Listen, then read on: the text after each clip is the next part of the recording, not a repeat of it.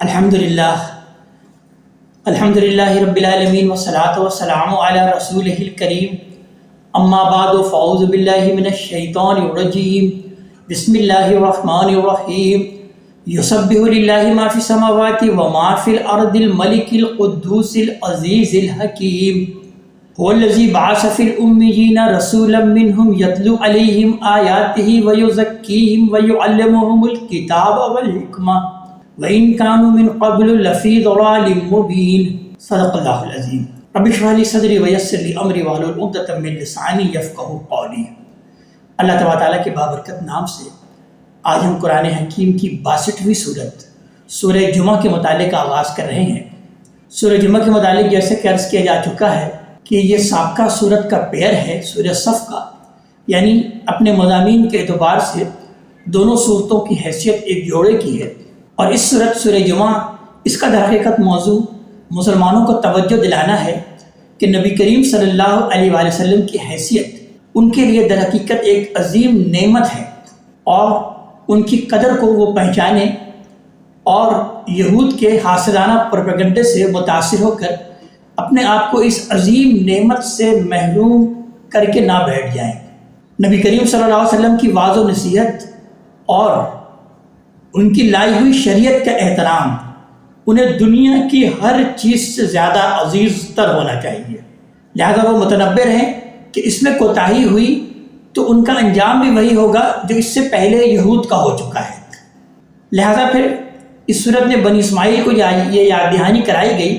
کہ اللہ تعالیٰ نے تمہارے اندر جو رسول مبعوث فرمایا ہے وہ تمہارے جد امجد حضرت ابراہیم علیہ السلام کی دعا کا مظہر ہے، جیسا کہ جب انہوں نے خانہ کعبہ کی تعمیر کی تھی وہ اور ان کے بیٹے حضرت اسماعیل علیہ السلام نے، جس کا تذکرہ قرآن حکیم میں سورہ بقرہ میں آتا ہے ان الفاظ میں کہ وَإِذْ يَرْفَعُ إِبْرَاهِيمُ الْقَوَاعِدَ مِنَ الْبَيْتِ وَإِسْمَاعِيلُ رَبَّنَا تَقَبَّلْ مِنَّا إِنَّكَ أَنْتَ السَّمِيعُ الْعَلِيمُ، کہ یاد کرو اس وقت کو کہ جب کہ ابراہیم علیہ السلام اس گھر کی، اس خانہ کعبہ کی تعمیرات کو اٹھا رہے تھے، اس کی بنیادیں استوار کر رہے تھے وہ بھی اور حضرت اسماعیل علیہ السلام بھی، تو اس وقت وہ دعا کرتے جا رہے تھے کہ اے رب ہمارے، تو ہماری اس سعی اور ہماری اس کوشش کو قبول فرما کہ بے شک تو ہی ہے دعاؤں کو سننے والا بھی اور اس کو قبول کرنے والا بھی۔ تو پھر ساتھ ساتھ انہوں نے یہ بھی دعا کی کہ ربنا وابعث فیہم رسولا منہم یتلو علیہم آیاتک ویعلمہم الکتاب والحکمہ ویزکیہم انک انت العزیز الحکیم، کہ اے رب ہمارے بھیج ان میں ایک رسول انہی میں سے جو کہ تلاوت کرے تیری آیات اور کتاب اور حکمت کی تعلیم دے، اور اس طرح وہ ان کا تزکیہ کرے کہ بے شک تو ہی ہے جو کہ زبردست ہے اور کمال حکمت والا ہے۔ تو اسی دعا، وہ جو دعا ابراہیم علیہ السلام نے کی تھی، تو اسی کی قبولیت کا مظہر یہ صورت ہے، جس کے اندر یہ آیت بھی آئی، آیت نمبر 2، جو کہ اس کی مرکزی آیت ہے کہ هو الذی بعث فی الامیین رسولا منہم یتلو علیہم آیاتہ ویزکیہم ویعلمہم الکتاب والحکمہ وإن کانوا من قبل لفی ضلال مبین۔ اب یہ اس آیت کو اچھی طرح سمجھیں گے تو اللہ تعالیٰ نے اس بات کو بیان کیا کہ یہ ایک عظیم فضل ہے جو اللہ تعالیٰ نے تم کو جاہلیت کی تاریکی سے نکالنے کے لیے تم پر فرمایا ہے، تو اس نعمت عظمیٰ کی قدر کرو اور یہودیوں کی حسد سے بھرپور سازشوں کے شکار ہو کر ان کی تمنا بر آنے کا سامان مت کرو۔ تو لہٰذا آئیے متعلق آغاز کرتے ہیں۔ ارشاد ہوتا ہے بسم اللہ الرحمن الرحیم یسبح للہ ما فی السماوات وما فی الارض، زمین اور آسمانوں کی سب چیزیں اللہ تبارک تعالیٰ ہی کی تسبیح کرتی ہیں۔ الملک القدوس العزیز الحکیم، وہ اللہ تبارک تعالیٰ جو کہ بادشاہ ہے، قدوس ہے، زبردست ہے، بڑی حکمت والا ہے۔ یہ پہلی آیت در حقیقت تمہید ہے، تمہید کا جملہ اللہ تبارک تعالیٰ نے ابتداءً اس کو بیان کیا، اور اس کا بھی آغاز تسبیح باری تعالیٰ سے ہوتا ہے، جیسے کہ میں نے عرض کیا تھا کہ اس باب میں 5 صورتیں آ رہی ہیں جو کہ مدنی ہیں اور جس کا آغاز تسبیح باری تعالیٰ سے ہوتا ہے۔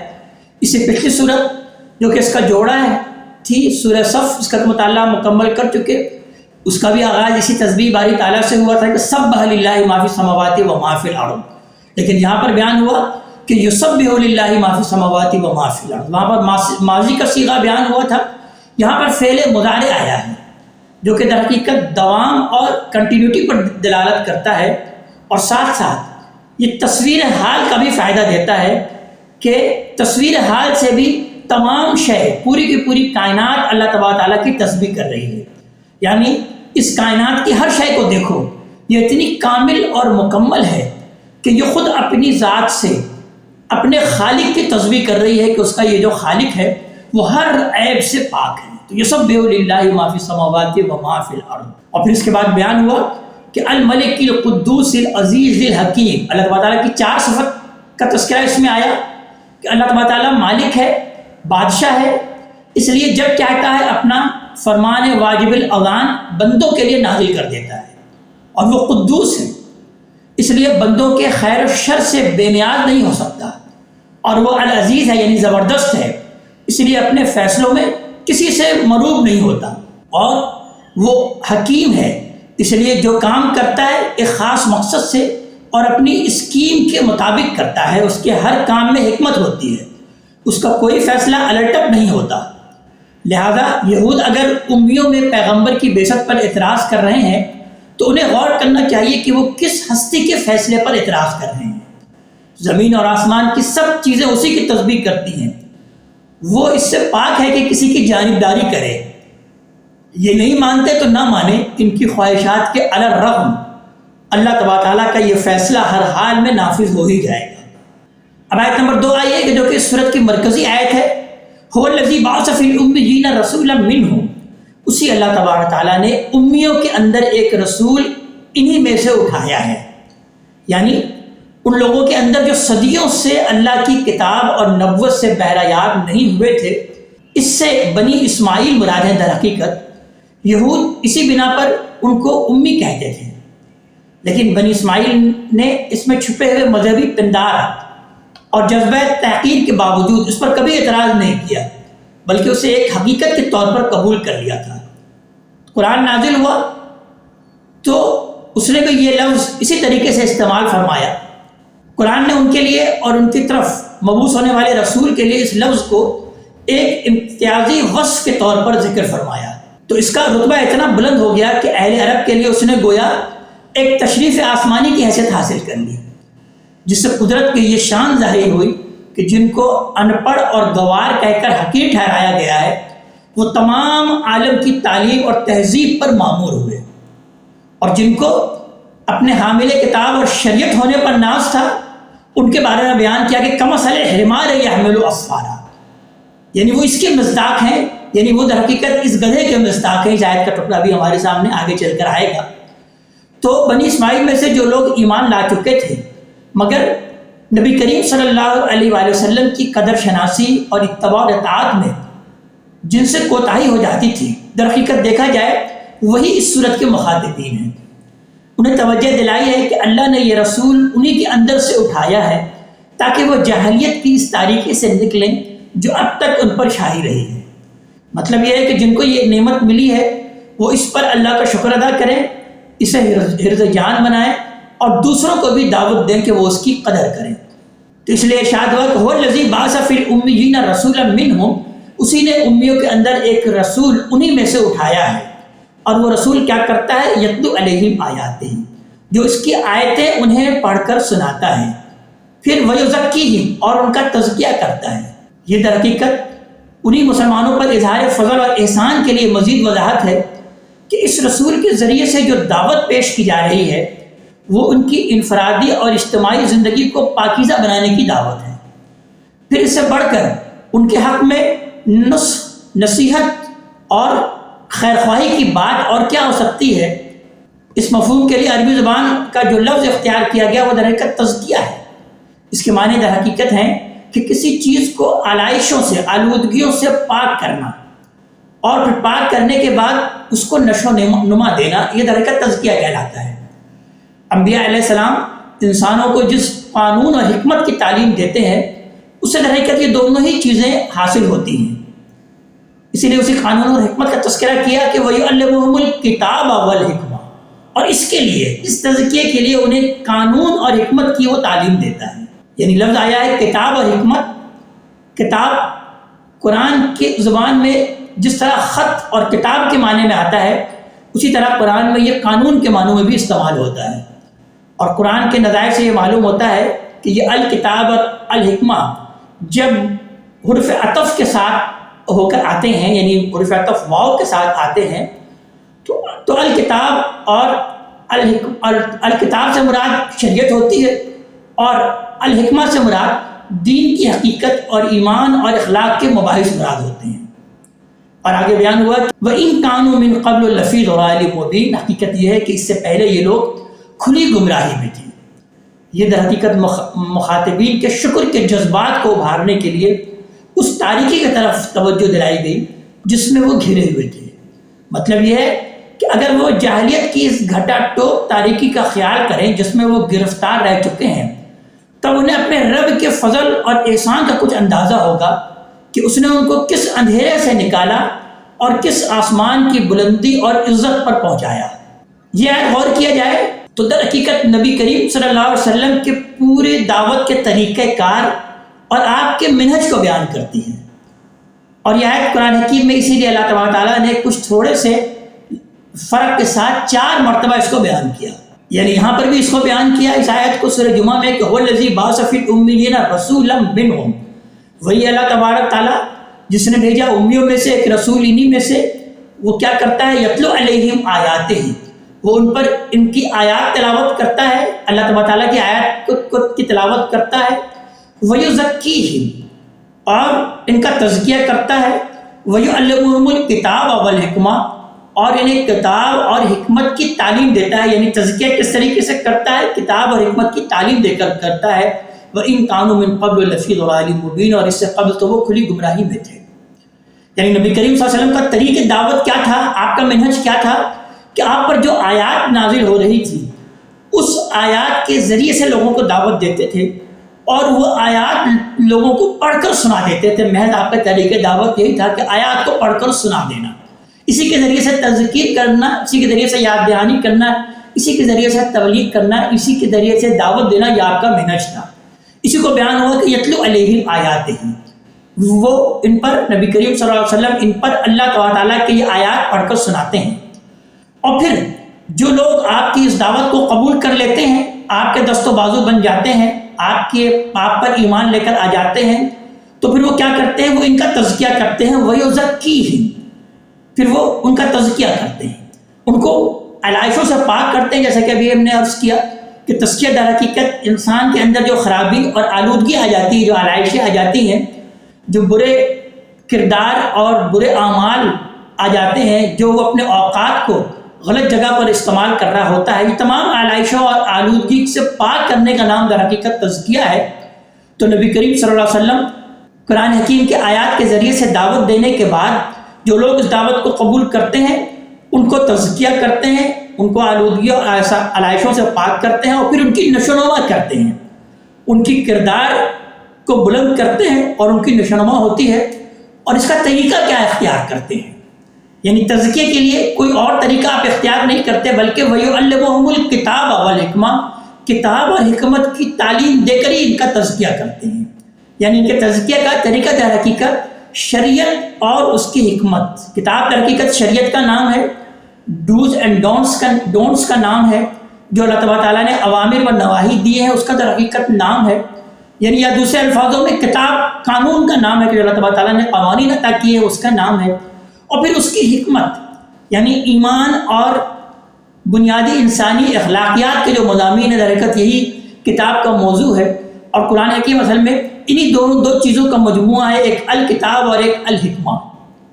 یعنی تورات کے بارے میں قرآن حکیم اس بات کو بیان کرتا ہے، وہ تو صرف کتابی کتاب ہے، اس کے اندر شریعت ہے، قانونی قانون ہے۔ اور انجیل کے بارے میں قرآن حکیم بیان کرتا ہے کہ وہ سراسر حکمت ہے، وہ حکمت پر مبنی کتاب ہے، اس کے اندر قانون اور شریعت نہیں ہے، جس کو حضرت عیسیٰ علیہ السلام نے بیان کیا تھا کہ میں اصل میں تورات ہی کی شریعت لے کر آیا ہوں، تورات کو منسوخ کرنے کے لیے نہیں آیا۔ لیکن قرآن کے بارے میں اللہ تعالیٰ بیان فرماتے ہیں کہ یہ قرآن ان دونوں چیزوں کا مجموعہ ہے، یعنی اس کے اندر کتاب بھی ہے، قانون بھی ہے اور حکمت بھی ہے۔ تو اسی کتاب اور اسی حکمت کے ذریعے سے، اسی قانون اور اسی حکمت کے ذریعے سے، اسی شریعت اور اسی ایمان اور اخلاقیات کے مضامین کے ذریعے سے نبی کریم صلی اللہ علیہ وآلہ وسلم ان کا تزکیہ کرتے ہیں۔ وَإِن كَانُوا مِن قَبْلُ لَفِي ضَلَالٍ مُبِينٍ، اور پھر بیان ہوا کہ اس سے پہلے تو وہ کھلی گمراہی میں تھے۔ جیسے کہ میں نے عرض کیا کہ یہ آیات قرآن حکیم میں 4 مرتبہ آئی ہیں، اور ابھی جیسے ہم نے تذکرہ کیا کہ سورہ بقرہ کی آیت نمبر 129 میں بیان ہوا کہ جب حضرت ابراہیم علیہ السلام اور حضرت اسماعیل علیہ السلام خانہ کعبہ کی تعمیر فرما رہے تھے، تو اس وقت ساتھ ساتھ انہوں نے یہی دعا کی کہ ربنا وبعث فیہم رسولا منہم، کہ اے رب ہمارے بھیج ان میں ایک رسول انہی میں سے، یتلو علیہم آیاتک، وہ کیا کرے؟ تیری آیات ان پر تلاوت کرے، یعنی کس طریقے سے دعوت دے؟ تیری آیات ان پر تلاوت کرے، وَيُعَلِّمُهُمُ الْكِتَابَ وَالْحِکمَةَ، اور پھر انہیں کتاب اور حکمت کی تعلیم دے، وَيُزَكِّيهِمْ، اور پھر اس طرح سے وہ ان کا تزکیہ کرے، إِنَّكَ أَنْتَ الْعَزِيزُ الْحَكِيمُ، بے شک اے رب ہمارے تو ہی ہے زبردست، غالب اور کمال حکمت والا ہے۔ اور اسی طرح پھر اسی دعا کی قبولیت کا اعلان کیا اللہ تبارک تعالیٰ نے اسی سورہ بقرہ میں آیت نمبر 151 میں، یعنی آیت نمبر 129 میں یہ بات بیان ہوئی، یہ دعا نقل ہوئی، تو اللہ تبارک تعالیٰ آیت نمبر 151 میں بیان کر رہے ہیں کہ کما ارسلنا فیکم رسولا منہم، اور اسی طرح ہم نے ایک رسول تمہیں میں سے تمہارے اندر بھیجا ہے، وہ کیا کرتا ہے؟ یتلو علیکم آیاتنا، جو ہماری آیتیں تمہیں سناتا ہے، وَيُزَكِّيكُمْ، اور تمہارا تزکیہ کرتا ہے، وَيُعَلِّمُكُمُ الْكِتَابَ وَالْحِکْمَةَ، اور اس کے لیے تمہیں قانون اور حکمت کی تعلیم دیتا ہے، وَمَا لَكُمْ تَكُونُوا تَعْلَمُونَ، اور اس طرح وہ چیزیں تمہیں سکھاتا ہے جو تم نہیں جانتے تھے۔ اور اسی طرح پھر یہ آیت بیان ہوئی سورہ آل عمران میں 4 مرتبہ، اس سورہ آل عمران کی آیت نمبر 164 میں اللہ تبارک تعالیٰ نے اہل ایمان پر احسان کا تذکرہ کیا کہ لَقَدْ مَنَّ اللَّهُ عَلَى الْمُؤْمِنِينَ إِذْ بَعَثَ فِيهِمْ رَسُولًا مِّنْ أَنفُسِهِمْ يَتْلُو عَلَيْهِمْ آيَاتِهِ وَيُزَكِّيهِمْ وَيُعَلِّمُهُمُ الْكِتَابَ وَالْحِکْمَةَ وَإِنْ كَانُوا مِنْ قَبْلُ لَفِي ضَلَالٍ مُّبِينٍ۔ حقیقت یہ ہے کہ اللہ نے تو مسلمانوں پر بڑا احسان فرمایا ہے کہ ان کے اندر خود انہی میں سے ایک رسول اٹھایا ہے جو اس کی آیتیں انہیں سناتا ہے اور ان کا تزکیہ کرتا ہے، اور اس کے لیے ان کو قانون اور حکمت کی تعلیم دیتا ہے، اور اس میں شبہ نہیں ہے کہ اس سے پہلے تو وہ کھلی گمراہی میں تھے۔ تو یہ اس طرح سے اس پوری کی پوری صورت کی ایک مرکزی آیت اور بڑی اہم آیت ہے،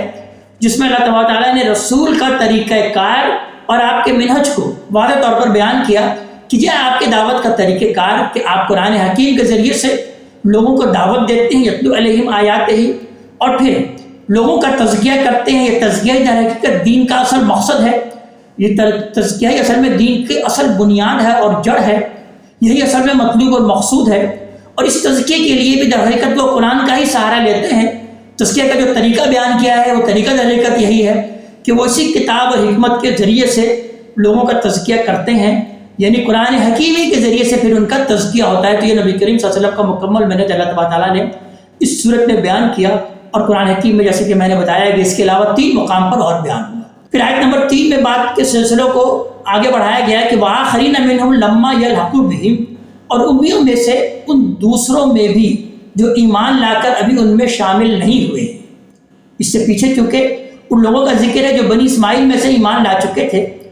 تو اب فرمایا ہے کہ یہ نعمت ان کے لیے بھی ہے جنہوں نے ان میں سے ابھی تک اسلام قبول نہیں کیا۔ اس میں اگر غور کیجئے تو دعوت بھی ہے اور بشارت بھی، یعنی ابھی تک قبول نہیں کیا لیکن توقع یہی ہے کہ عنقریب کر لیں گے، لہٰذا آگے بڑھیں اور اس سعادت سے وہ بہرہ یاب ہوں۔ وَهُوَ الْعَزِيزُ الْحَكِيمُ، اور اللہ تبارک تعالیٰ تو زبردست ہے اور کمال حکمت والا ہے، یعنی زبردست ہے اس لیے چاہے تو ساری خلق کو ہدایت بخش دے، لیکن چونکہ حکیم بھی ہے، حکمت والا بھی ہے، اس لیے انہی کو بخشے گا جو اس کی حکمت کے تحت اس کے سزاوار ہوں گے۔ آگے آیت نمبر 4 میں ارشاد ہوا ذالک فضل اللہ، یہ اللہ کا فضل ہے، یؤتی ہے من یشاء، جس کو چاہتا ہے عطا فرماتا ہے، واللہ ذو الفضل العظیم، اور اللہ تبارک تعالیٰ تو بڑے فضل والا ہے۔ یعنی نبوت اور رسالت اللہ کا فضل ہے، اس کا فیصلہ وہی کرتا ہے کہ یہ نعمت کسے عطا فرمائے گا، کوئی دوسرا اس معاملے میں مداخلت نہیں کر سکتا۔ اور پھر اس کے بعد آیت نمبر 5 سے مثال بیان کی جا رہی ہے ان لوگوں کو کہ جو کہ اس سے پہلے بھی حامل کتاب بنائے گئے، یعنی ابھی مسلمانوں کو کہا جا رہا ہے کہ ابھی تم حامل کتاب ہوئے ہو، تم کو اللہ تبارک تعالیٰ نے یہ کتاب دی ہے، نبی اور رسول اسی کتاب کے ذریعے سے تمہیں تعلیم اور تزکیہ کر رہے ہیں۔ تو اس سے پہلے بھی یہ قوم تھی جو کہ حامل کتاب بنائی گئی تھی، تو مسلمانوں تم کہیں ان جیسے مت ہو جانا، ان کو بطور مثال یہاں پر پیش کیا جا رہا ہے کہ مثل الذین حملوا التوراۃ، مثال ان لوگوں کی جن لوگوں پر تورات لادی گئی، ثم لم یحملوها، پھر انہوں نے اس کو نہیں اٹھایا.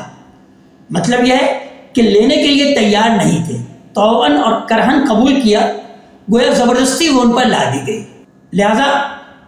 عملاً انہوں نے اس کی تکذیبی کی اور یہ بار گراہ انہوں نے خوش دلی کے ساتھ کبھی نہیں اٹھایا. تو بیان ہوا ہے کمثل الحمار یحمل اسفارا، ان کی مثال تو اس گدھے کی سی ہے جس پر کتابیں لدی ہوئی ہیں. یعنی اللہ تبارک تعالیٰ نے ایسے لوگوں کو در حقیقت گدھوں سے مثال دی. گدھا جیسے بوجھ محض لادتا ہے، اس کو معلوم نہیں کہ اس کے پیٹھ پر کیا چیز لدی ہوئی ہے. یعنی گدھا در حقیقت اس زمانے میں ٹرانسپورٹیشن کے لیے استعمال ہوتا تھا، سامان ایک جگہ سے دوسری جگہ لے جانے کے لیے زیادہ تر استعمال کیا جاتا تھا. ذاتی طور پر تو وہ اونٹ یا گھوڑے ہی کو استعمال کرتے تھے ذاتی سواری کے لیے، لیکن گدھے کو ٹرانسپورٹیشن کے لیے استعمال کرتے تھے. تو گدھے کے پیٹھ پر اگر کوئی بھی چیز لاد دی جائے، کوئی اینٹ، گارا، سریا، بجری، سیمنٹ لاد دی جائے، اور یا اس کے پیٹھ پر بڑی اعلیٰ اور علمی کتاب لاد دی جائے، اس کو کوئی فرق نہیں پڑے گا. اس کو کچھ نہیں معلوم ہوگا کہ میری پیٹھ پر اس وقت کتنی عظیم شے جو ہے وہ میری پیٹھ پر اس وقت لدی ہوئی ہے اور کیا چیز ہے جو میری پیٹھ پر ہے. تو در حقیقت وہ لوگ جو کہ کتاب کے حامل بنائے گئے، اگر وہ اس کو نہیں پڑھتے اور نہیں سمجھتے، اس کا شعور نہیں رکھتے، ان کو اس کا علم ہی نہیں ہے کہ وہ کیا چیز پڑھ رہے ہیں، اس کو وہ سمجھ ہی نہیں رکھتے، تو در حقیقت اس گدھے کی مانند ہے کہ جن کی پیٹھ پر محض کتاب لدی ہوئی. تو یہی معاملہ اصل میں یہود کا تھا کہ جو در حقیقت اپنی تورات سے بھی ناواقف تھے، اپنی کتاب سے بھی ناواقف تھے. اس کا انہوں نے حق ادا نہیں کیا، اس کو نہ تو وہ پڑھتے تھے اور وہ نہ وہ سمجھتے تھے. تو جو لوگ بھی اگر یہ کام کریں گے، یعنی مسلمانوں کو تنبیہ کی جا رہی ہے کہ دیکھو تم بھی یہود کی طرح نہ ہو جانا کہ جنہوں نے کتاب کو محض اپنی پیٹھوں پر لادا ہوا تھا، بوجھ ہی سمجھا ہوا تھا، تو تم بھی اس کو محض بوجھ کے طور پر اپنے پیٹھ پر نہ لادنا، بلکہ اس کا حق ادا کرنا کہ اس کو پڑھنا اور اس کو سمجھنا. تم ان یہود کی طرح مت ہو جانا. ان کا معاملہ تو یہ ہے کہ وہ گدھوں کی مانند ہے، اور کمثل الحمار یحمل اسفارا، ان کی مثال تو گدھے کی سی ہے کہ جس پر محض کتابیں لدی ہوئی ہیں. بئس مثل القوم الذین کذبوا بآیات اللہ، تو کیا ہی بری مثال ہے اس قوم کی جس نے اللہ کی آیتوں کو جھٹلا دیا ہے. ابھی فرمایا ہے کہ تورات کو نہیں اٹھایا، یہ در حقیقت اسی کی وضاحت کر دی کہ زبان سے تو دعویٰ ہے کہ حامل کتاب ہیں، حامل تورات ہیں، لیکن اپنے عمل سے وہ مسلسل جھٹلا رہے ہیں. نہ تو اس کو پڑھتے ہیں، نہ تو اس کو سمجھتے ہیں، نہ تو اس کی شریعت پر عمل پیرا ہوتے ہیں، نہ تو اس کو اپنے دین کا منبع اور مرکز اور اپنے دین کا ماخذ سمجھتے ہیں. یعنی یہی معاملہ اگر ہم مسلمان بھی کر رہے ہیں تو در حقیقت ہم بھی انہی یہود کی طرح اس کتاب کو محض اپنے پیٹھ پر لادا ہے اور اس گدھوں ہی کی مانند ہے. تو اللہ تعالیٰ بیان فرما رہے ہیں کہ بہت بری مثال ہے کہ جو اس قوم کی جس نے کہ اللہ کی آیتوں کو جھٹلا دیا. یعنی اگر اس کا حق ادا نہیں کیا اس کتاب کا، تو در حقیقت اللہ کی آیتوں کے جھٹلانے کے یہ مترادف ہے کہ بئس مثل القوم الذین کذبوا بآیات اللہ. بہت بری مثال ہے اس قوم کی جو کہ اللہ تبارک تعالیٰ کی آیتوں کو جس نے جھٹلایا. تو در حقیقت یہ ظالم ہے، اور واللہ لا یہدی القوم الظالمین، اللہ تبارک تعالیٰ تو ایسے ظالم قوموں کو، ایسے ظالم لوگوں کو ہدایت نہیں دیا کرتا. یہ در حقیقت اسی سنت الہی کا بیان ہے جس کا حوالہ اس سے پہلے سورہ صف کی ہم آیت نمبر 7 میں دیکھ چکے ہیں کہ وہاں پہ ارشاد ہوا تھا کہ ومن اظلم ممن افترى علی اللہ الکذب، اس شخص سے بڑھ کر ظالم کون ہوگا جو اللہ پر جھوٹ باندھے، وہو یدعی الی الاسلام، دراحال کہ اسے اسلام کی طرف بلایا جا رہا ہو. واللہ لا یہدی القوم الظالمین، حقیقت یہ ہے کہ اس طرح کے ظالم لوگوں کو اللہ تبارک تعالیٰ ہدایت نہیں دیا کرتا. آگے پھر آیت نمبر 6 میں نبی کریم صلی اللہ علیہ وسلم کو مخاطب کر کے اللہ تبارک تعالیٰ بیان فرما رہے ہیں کہ قل یا ایھا الذین ھادوا، آپ کہہ دیجئے ان لوگوں سے کہ اے لوگوں جو یہودی بن گئے ہو، ان زعمتم انکم اولیاء للہ من دون الناس، اگر تمہارا گمان ہے کہ دوسروں کے مقابلے میں تم اللہ کے محبوب ہو، تو فتمنوا الموت ان کنتم صادقین، تو پھر موت کی تمنا کرو اگر تم واقعی سچے ہو. یعنی اپنے اس دعوے میں سچے ہو تو دنیا کی طلب اور آخرت سے پھر فرار کیوں اختیار کرتے ہو؟ تمہیں تو ہر مارکے میں شہادت کی تمنا کرنی چاہیے، اس لیے کہ محب تو یہی چاہے گا کہ جلد سے جلد وہ اپنے محبوب سے ملاقات کرے۔ تو تم اس دنیا کے باسی کیوں بنے ہوئے ہو؟ اس دنیا کی لالچ اور دنیا کے تمام تمہارے اندر کیوں ہے؟ اگر تم سے سمجھتے ہو کہ ہم اللہ کے بڑے محبوب ہیں، ہم اللہ کے بڑے چہیتے ہیں، نحن ابناء اللہ و احباؤہ، جیسے کہ سورہ مائدہ میں بیان کیا گیا۔ تو قرآن نے یہاں در حقیقت یہود کی جس بزدلی پر طنز کیا ہے، اگرچہ وہ اس کے جواب میں بے حیائی اور ڈھٹائی سے کہہ سکتے تھے کہ ہم موت سے ڈرنے والے لوگ نہیں ہیں، لیکن آدمی سے اپنا باطن مخفی نہیں ہوتا۔ انہیں محسوس ہوا کہ قرآن نے ان کی نہایت دکھتی رگ پکڑ لی ہے، لہذا انہوں نے خاموشی ہی میں سلامتی دیکھی، خاموشی اختیار کری۔ وہ ایک ایسی بات کی تردید کس طرح کر سکتے تھے جس کی شہادت ان کی ماضی کی تاریخ بھی دے رہی تھی اور حاضر کے واقعات بھی جس کے گواہ تھے۔ آگے آیت نمبر 7 میں اللہ تعالیٰ بیان فرما رہے ہیں کہ وَلَا يَتَمَنَّوْنَهُ أَبَدًا بِمَا قَدَّمَتْ أَيْدِيهِمْ، لیکن یہ اپنے اعمال کی وجہ سے جو آگے بھیج چکے ہیں اس کی ہرگز کبھی تمنا نہیں کریں گے، موت کی کبھی تمنا نہیں کریں گے، کبھی نہیں چاہیں گے موت کی۔ یعنی در حقیقت ان کے اعمال جن کی تفصیلات ہم سورہ بقرہ سے سورہ مائدہ تک تفصیل سے پڑھ چکے ہیں، جو اللہ تعالیٰ نے بیان فرمایا کہ تم نے یہ کیا، تمہارے یہ اعمال ہے، تمہارے یہ اعمال ہے۔ اللہ تعالیٰ نے ان پر قرارداد جرم کو جو عائد کیا سورہ بقرہ سے لے کے سورہ مائدہ تک، جو کہ قرآن کا پہلا باب ہے جس کے ہم نے تفصیل سے پڑھ لیا، تو اپنے ان اعمال کے بسبب وہ کبھی بھی موت کی تمنا نہیں کریں گے۔ اللہ علیم بالظالمین، اللہ تعالیٰ ان ظالموں سے خوب واقف ہے۔ قل ان الموت الذی تفرون منہ، ان سے کہہ دیجئے کہ جس موت سے تم فرار اختیار کر رہے ہو، جس موت سے تم بھاگ رہے ہو، فَإِنَّهُ مُلَاقِيكُمْ، تو وہ تو تمہیں آ کر رہے گی۔ ثُمَّ تُرَدُّونَ إِلَىٰ عَالِمِ الْغَيْبِ وَالشَّهَادَةِ، پھر تم اس کے سامنے پیش کیے جاؤ گے، اس ہستی کے سامنے جو غیب اور حاضر کا جاننے والا ہے۔ فَيُنَبِّئُكُم بِمَا كُنتُمْ تَعْمَلُونَ، اور وہ تمہیں بتا دے گا جو تم کرتے رہے ہو۔ اب آیت نمبر 9 سے اللہ تعالیٰ بیان فرما رہے ہیں کہ یا ایھا الذین آمنوا، اے وہ لوگو جو ایمان لائے ہو، تم پیغمبر کی قدر کو پہچانو، اور اذا نودی للصلاۃ من یوم الجمعہ، جمعے کے دن جب اس کی طرف سے نماز کے لیے آذان دی جائے، یعنی جمعے کی اذان ایک ہی ہے جو خطبے سے پہلے دی جاتی ہے، یہ اسی کا ذکر ہے، اور روایتوں سے معلوم ہوتا ہے کہ دوسری اذان کا اضافہ حضرت عثمان رضی اللہ تعالیٰ عنہ کے زمانے میں کیا گیا تاکہ اذان کی آواز دور تک پہنچائی جا سکے، اور اس کی وجہ یہ تھی کہ مدینہ کی آبادی اس وقت تک کافی بڑھ گئی تھی۔ اذان کا مقصد نماز کے لیے بلانا ہے، اس لیے ضرورت ہو تو یہ ایک سے زیادہ مرتبہ بھی دی جا سکتی ہے، اس کی اجازت ہے۔ تو بیان ہو رہا ہے کہ اذا نودی للصلاۃ من یوم الجمعہ، کہ جمعے کے دن جب اس کی طرف اذان دی جائے، نماز کے لیے بلایا جائے، تو فَاسْعَوْا إِلَىٰ ذِكْرِ اللَّهِ، تو اللہ کے ذکر کی طرف مستعدی سے تیزی سے چل پڑو۔ اللہ کے ذکر سے در حقیقت یہاں خطبہ اور نماز دونوں ہی مراد ہیں۔ نماز میں اللہ کو یاد کیا جاتا ہے، اور خطبے میں امام اللہ تعالیٰ کی یاد دہانی کراتا ہے۔ اس نماز کے بارے میں سنت یہ ہے کہ اس کا خطاب اور اس کی امامت مسلمانوں کے ارباب حل و عقد کرتے ہیں، اور یہ صرف انہی مقامات پر ادا کی جاتی ہے جو ان کی طرف سے اس نماز کے لیے مقرر کیے گئے ہیں، اور جہاں وہ خود یا ان کا کوئی نمائندہ اس کی امامت کے لیے موجود ہو۔ دعوت کی جو ذمہ داری قرآن نے ارباب حل و عقد پر عائد کی ہے، اس کو ادا کرنے کی یہی صورت حقیقت دین میں متعین کی۔ یعنی سوال یہ پیدا ہوتا ہے کہ ابھی اللہ تعالیٰ کو یہاں پر نبی کریم صلی اللہ علیہ وسلم کے منہج، طریقے دعوت اور قرآن کی اہمیت کو بیان فرما رہے تھے، اور وہ لوگ جو کہ اللہ کی کتاب کو پس پش جنہوں نے ڈال دیا ان کے بارے میں تذکرہ کر رہے تھے، تو اب یہ قرآن کا تذکرہ کرتے کرتے یہ اچانک جمعہ کا تذکرہ کیوں آ گیا؟ تو در حقیقت جمعہ کا جو نظام ہے یہ اللہ تعالیٰ نے اسی لیے دیا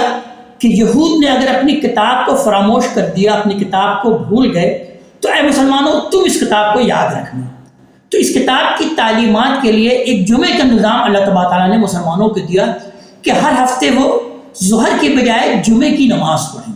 یعنی ظہر کی نماز اگرچہ 4 رکعت ہوتی ہے، لیکن اب جمعے کے دن وہ 2 رکعت نماز پڑھیں، اور اس کی جگہ اس 2 رکعت نے 2 خطبے کی جگہ لے لی، وہ کہ 2 رکعت کی جگہ پہ وہ 2 خطبے ہیں، اور اس خطبے میں در حقیقت کیا ہوتا ہے؟ قرآن ہی پڑھا جاتا ہے۔ کانا یقرأ القرآن، اس میں نبی کریم صلی اللہ علیہ وسلم بھی قرآن پڑھ کر سنایا کرتے تھے، اور اسی بات کی تلقین کی گئی کہ اس خطبے میں قرآن ہی کی تعلیم دی جائے۔ یعنی مسلمانوں کو در حقیقت قرآن سے جڑے رہنے کے لیے کہ وہ قرآن سے اپنے تعلق کو مضبوط رکھیں، قرآن سے مربوط ہو جائیں۔ ہفتے وار ایک اجتماع کا انعقاد کیا گیا کہ وہ اس طریقے سے وہ اسی قرآن سے جڑیں، اور یہود کی طرح کا نہ ہو جائے کہ جنہوں نے اپنی کتاب کو فراموش کر دیا تھا تو وہ در حقیقت اس گدھے کے مانند ہو گئے۔ تو مسلمان اس قرآن سے جڑے رہیں، تو اس لیے آخر میں ان کو جمعے کا یہ نظام دیا گیا کہ اس کے ذریعے سے وہ اللہ تبارک تعالیٰ کی اس کتاب کو مضبوطی سے تھامے رکھیں، اور ساتھ ساتھ پھر مزید تلقین کی گئی کہ وَذَرُوا الْبَيْعَ، اور خرید و فروخت چھوڑ دو۔ البیع کا لفظ آیا ہے، اس کے معنی اصل معنی تو بیچنے ہی کے ہیں، لیکن اپنے عام استعمال میں یہ خرید اور فروخت دونوں کے لیے آ جاتا ہے۔ اس سے مقصود یہ بتانا ہے کہ ہر کام کو چھوڑ کر پیغمبر کا خطبہ سننے اور ان کے پیچھے نماز پڑھنے کے لیے آؤ۔ بیع کا ذکر صرف اس لیے ہوا کہ اس وقت یہی چیز آزمائش کا سبب ہوئی تھی۔ تو آگے بیان ہوا کہ ذالکم خیر لکم ان کنتم تعلمون، یہی تمہارے لیے بہتر ہے اگر تم علم رکھو، اگر تم جانو۔ فَإِذَا قُضِيَتِ الصَّلَاةُ فَانتَشِرُوا فِي الْأَرْضِ، پھر جب نماز ختم ہو جائے، نماز سے فارغ ہو جاؤ تو زمین میں پھیل جاؤ۔ وَابْتَغُوا مِن فَضْلِ اللَّهِ، اللہ تعالیٰ کا فضل تلاش کرو۔ یعنی پابندی درجے کا صرف خطبہ اور نماز کے لیے ہے، اس کے بعد تم جہاں چاہو اور جس صورت میں چاہو اپنی معاش کے لیے جدوجہد کر سکتے ہو۔ وَاذْكُرُوا اللَّهَ كَثِيرًا، اور اللہ کو کثرت سے یاد کرتے رہو۔ لَعَلَّكُمْ تُفْلِحُونَ، تاکہ تم فلاح پاؤ۔ یعنی صرف نمازی میں نہیں بلکہ اٹھتے بیٹھتے ہمہ وقت دل اور دماغ کو اللہ کی یاد سے معمور، اور زبان کو بھی اسی کے یاد سے تر رکھو، یہی در حقیقت فلاح کا راستہ ہے۔ وَإِذَا رَأَوْا تِجَارَةً أَوْ لَهْوًا، ان لوگوں کا حال یہ ہے کہ جب کوئی تجارت یا کھیل تماشے کی چیز دیکھتے ہیں، انفضوا الیہا، تو اس کی طرف ٹوٹ پڑتے ہیں، وَتَرَكُوكَ قَائِمًا، اور آپ کو کھڑا چھوڑ دیتے ہیں۔ ان الفاظ سے معلوم ہوتا ہے کہ ان کا یہ عمل، ان کا یہ فعل ایک سے زیادہ مرتبہ صادر ہوا ہوگا، لیکن روایتوں میں ایک ہی واقعے کا ذکر ہے۔ اس کی وجہ غالباً یہ ہوئی ہے کہ کچھ ناتربیت یافتہ لوگ وقتاً فوقتاً یہ حرکت کرتے رہے، مگر کسی نے توجہ نہیں دی، یہاں تک کہ ایک موقع پر ان کی ایک بڑی تعداد نبی کریم صلی اللہ علیہ وسلم کو خطبہ دیتے ہوئے چھوڑ کر چلی گئی۔ یہ چونکہ آخری درجے میں سوء ادب اور دین اور شریعت کی ناقدری تھی، اس لیے قرآن نے بھی توجہ دلائی اور لوگوں نے بھی اسی واقعے کو پھر نقل کیا۔ تو بیان ہوا کہ قل ما عند اللہ، ان سے کہہ دیجئے کہ جو اللہ کے پاس ہے، خیر من اللہو ومن التجارہ، وہ کھیل تماشے اور تجارت سے کہیں بہتر ہے۔ واللہ خیر الرازقین، اور یہ بات جان لو کہ اللہ تبارک تعالیٰ ہی ہے کہ جو کہ بہترین رزق دینے والا ہے۔ اس آیت پر یہ سورہ مبارکہ اپنے اختتام کو پہنچتی ہے۔ اللہ تبارک تعالیٰ ہمیں اپنے کلام کا فہم عطا فرمائے اور عمل کی توفیق عطا فرمائے۔ اقول قولی ھذا واستغفر اللہ لی ولکم ولسائر المسلمین والمسلمات۔